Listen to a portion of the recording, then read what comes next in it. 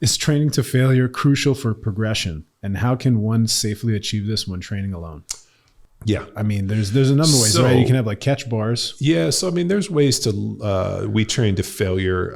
I'm not real big on training to failure on the back squat with a straight bar by yourself, unless you're fairly skilled at ditching the bar. I like safety, but then even going to failure with the safety squat bar without a spotter is fucking dicey as shit, because there's no way to ditch that thing unless you have squat stands or hooks or something, way to do it, or. Yeah. So I like to choose movements, and especially with programs like the Shadow, I tended to use what I called like heavy compound movements to kind of prime, and then the failure movements were things that were easily dipped. Like if you're doing heavy Bulgarian split squats with dumbbells, you can work those to failure, and if you hit failure, you just ditch the dumbbells. Right. So I use a lot of dumbbells or other movements to try to get to failure.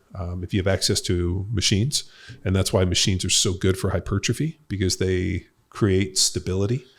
When you take stability out of the factor and you can just focus on pushing and eccentrics and concentrics and working towards failure, you have a greater chance of hypertrophy to some extent. Because I know, like, for example, we have a hammer leg press and we'll use it from some volume, and sometimes some, it works into the training program.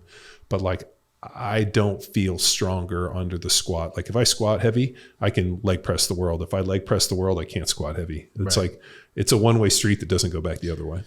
Yeah, but the safety comes from finding movements that stabilize, or finding machines or movements that are able to provide stability so that you can just focus on doing the work. Yeah, that's why we use the hammer incline, and I have enough like machines that we use where I can kind of work towards failure, like the hamstring curl and some of the other movements that we do, the cables, so that we can work towards a lat pull down.